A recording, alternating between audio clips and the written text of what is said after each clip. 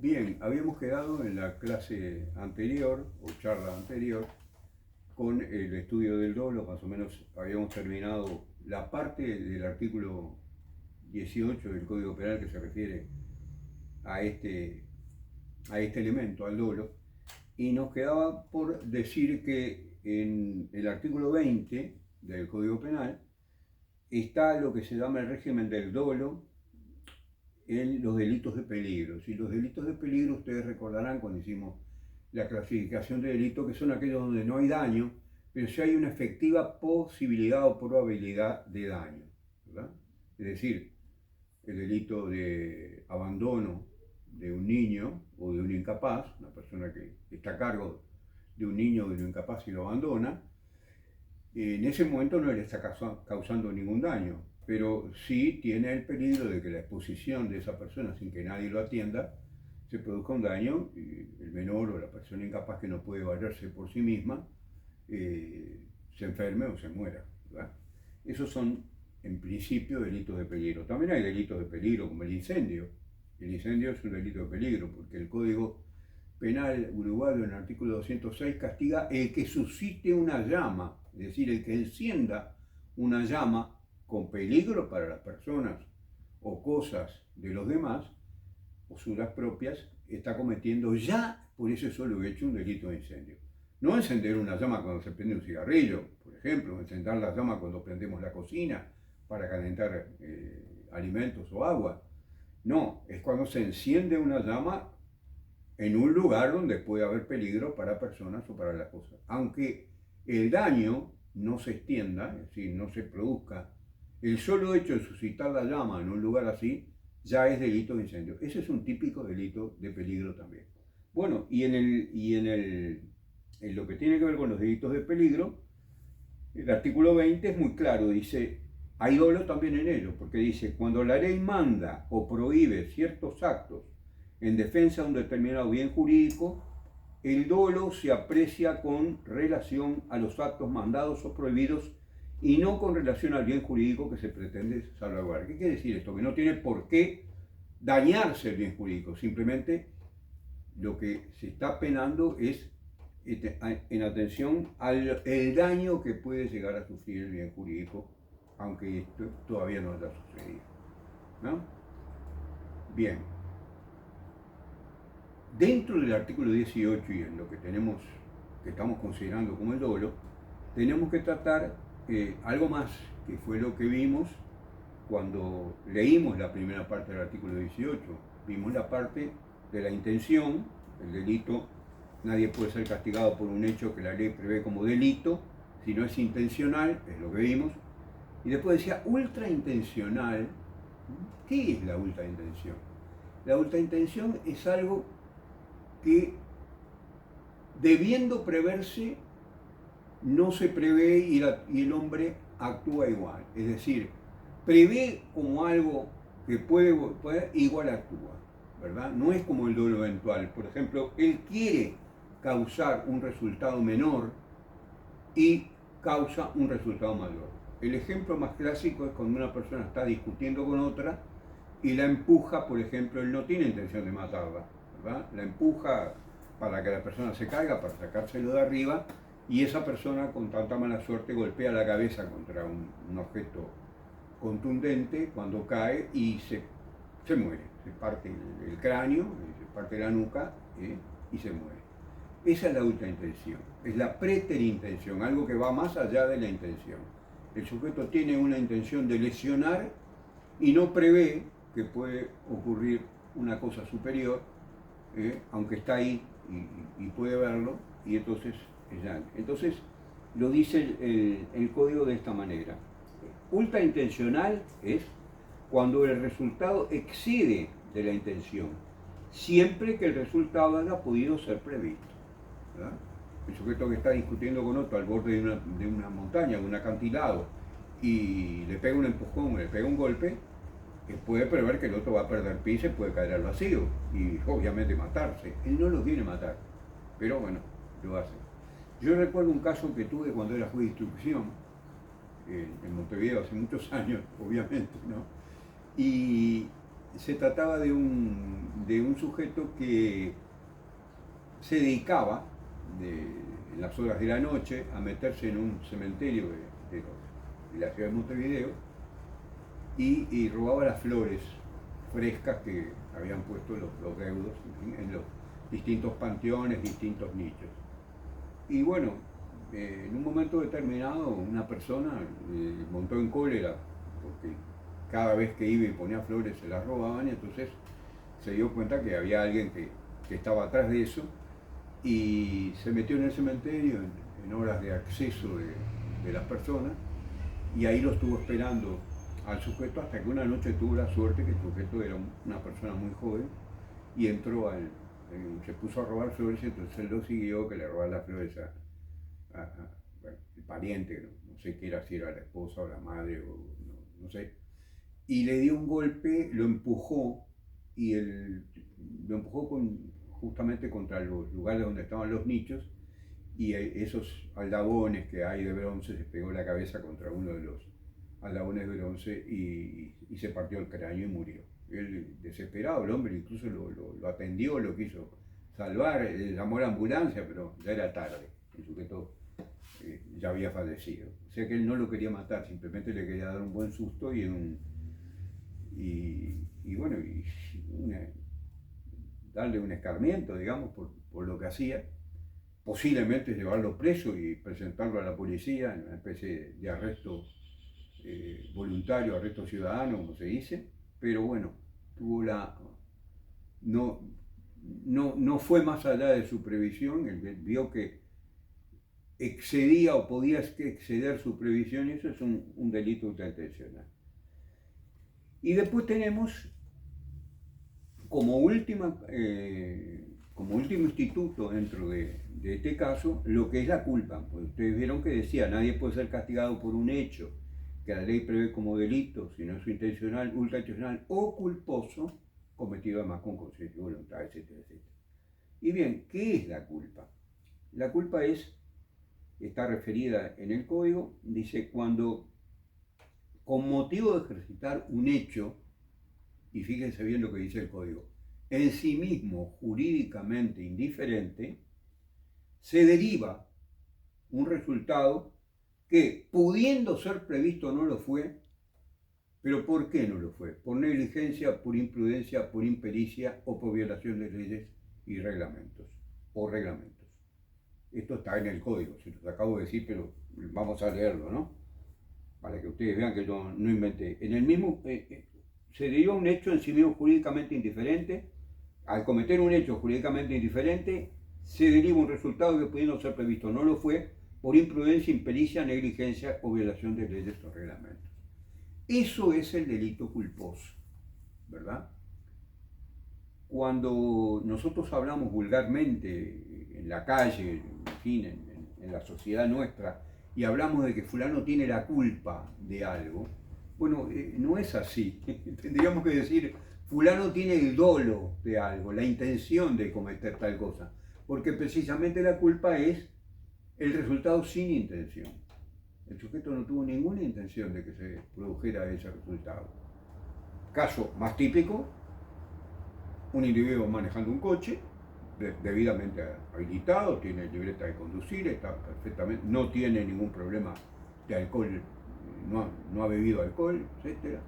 Va por la ruta correspondiente y bueno, y se produce un accidente. Se produce un accidente que puede ser por su negligencia, por su impericia en el manejo, por su imprudencia o por haber violado una ley o un reglamento, ¿verdad? Eso es un delito culposo. Estoy manejando un arma, estoy habilitado para manejarla, soy por ejemplo agente de policía y tengo derecho a portar armas, la estoy limpiando, la estoy cargando y de pronto se me escapa un tiro y mato a una persona. Tengo una mala acción en ese momento sin querer, es decir, pude haber previsto que delante de la gente no debo hacer eso, lo debo hacer en un cajón especialmente dedicado para ese tipo de cosas, o en una habitación donde estoy solo, ¿verdad? O con almohadones, en fin, lugar donde yo no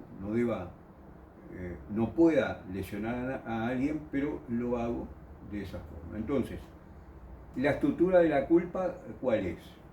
Tiene que tener 4 elementos fundamentales. Primero, un hecho jurídicamente indiferente. ¿Qué quiere decir un hecho jurídicamente diferente? Un hecho que no esté penado por la ley. Manejar un vehículo en condiciones normales, un hecho jurídicamente indiferente. Estar cargando un arma si tengo derecho a portar armas, si soy una persona que me dedico a eso, que estoy cazando, o que soy un agente de policía, o un militar, o una persona que de alguna manera tengo autorización para portar armas, ese es un hecho jurídicamente indiferente. No estoy cometiendo ningún delito en eso. Segunda elemento de la culpa. No preveo un hecho que es totalmente previsible. Estoy manejando un arma delante de personas, delante de toda mi familia, delante de un grupo de amigos. Manejándola, limpiándola, martillándola. Bueno, de repente se me escapa un tiro, como ha ocurrido en infinidad de oportunidades, y no me refiero a otros países, me refiero a este país, Uruguay, y mato a una persona, o hiero a una persona, o en fin, cometo un daño. No preví lo previsible, segundo elemento, ¿verdad? Tercer elemento, ¿por qué no lo preví?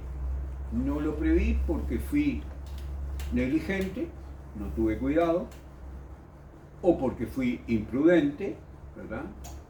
Fui demasiado, me lancé, digamos así, tuve demasiado descaro para hacer una cosa que no debía hacer en la forma en que la hice, o fui imperito, una persona que no tuve la debida pericia en la profesión o el empleo o a lo que me dedico. Se puede ser imperito siendo médico, se puede ser imperito siendo constructor, siendo ingeniero, siendo arquitecto, siendo conductor de un auto, etc. Cuando la persona actúa realmente con impericia, porque quiere decir que no sabe lo que está haciendo, no está haciendo bien la conducta para la cual él es un perito o por la cual él es un perito, ahí se deriva la impericia. Y en cuarto lugar, la violación de leyes y reglamentos. Que la violación de leyes y reglamentos en realidad es un agregado del código, porque cualquier violación de leyes y reglamentos es o por imprudencia, por impericia o por negligencia. Por ejemplo, para ponerles un caso bien palpable, una persona imagina, planea salir de viaje. Va a recorrer la República, se va a ir hasta... En fin, va a caminar unos cuantos kilómetros, unos cuantos cientos de kilómetros con su auto, ¿verdad? En vacaciones o lo que sea. Su auto es un auto usado, un auto viejo, un auto que tiene unos cuantos kilómetros encima, que le ha dado en alguna oportunidad algún problema, no es un 0 kilómetros, no está ahí. Y el individuo no revisa nada, sale. De pronto tiene una goma medio desinflada, ni se fija, eso es negligencia. El individuo se fija y ve que tiene una goma desinflada, o que el freno no le anda muy bien, o que de repente los cambios no le entran con la facilidad que deben entrar, la caja de cambios, o que el acelerador se le tranca. Y dice, bueno, pero esto lo domino, porque yo voy a ir despacio por la carretera, ningún problema. Entonces ahí el individuo es un imprudente. O va demasiado rápido, de pronto, o va por un camino que no guarda exactamente la derecha para manejar, ahí es un imprudente también. Y después está la impericia. Si el sujeto no sabe manejar, no maneja bien, o no tiene libreta de conducir, o bueno, o no se sabe cómo salvar el examen para conducir, y bueno, ese sujeto es un imperito. Ahí tienen ustedes un caso. Y el último elemento que tiene que tener la culpa es que debe ser, y lo dice el artículo 19 del Código Penal, que debe ser, el caso culposo debe estar penado para poder ser delito. Lo mismo en la ultraintención. Dice, el hecho ultraintencional y el culpable son punibles solo en los casos determinados por la ley. Entonces ustedes van a ver que no son muchos los casos de culpa. Por ejemplo, el hurto no tiene forma culposa. Tiene que haber un tipo penal que diga tal cosa culposo. Por ejemplo, el homicidio. El homicidio en el artículo 314 habla del homicidio culposo y lo pena. Ahí tiene un caso de delito culposo. Bueno, hay otros delitos culposos, pero no son muchos, ¿verdad? Tiene que estar expresamente determinado por la ley para poder ser culposo. Y en la ultraintención pasa igual, ¿no? Lo acabo de leer, artículo 19, los casos de ultraintención. El único caso de ultraintención que está previsto en nuestro Código Penal es el del artículo 319, que es el homicidio ultraintencional. No hay otro delito que se pueda castigar por ultraintención, solamente las lesiones y el homicidio ultraintencional. ¿Tá? Si ustedes quieren, les puedo leer el artículo 319 para que les quede claro, ¿verdad? Sin perjuicio de que de pronto alguna vez volvamos con este tema.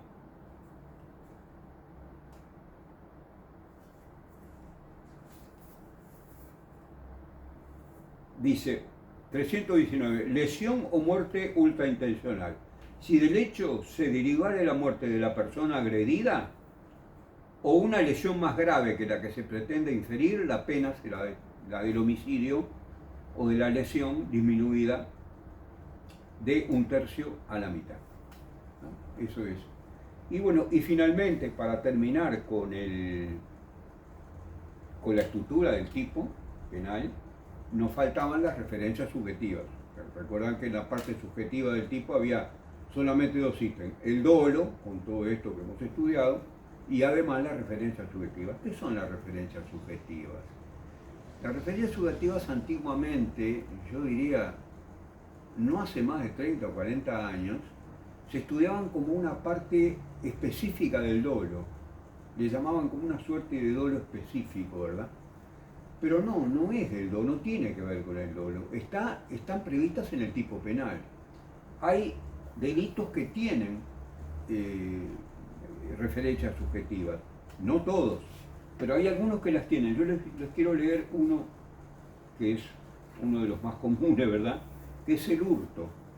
Fíjense que el hurto dice, artículo 340, el que se apoderare de cosa ajena mueble, sustrayéndose a su tenedor.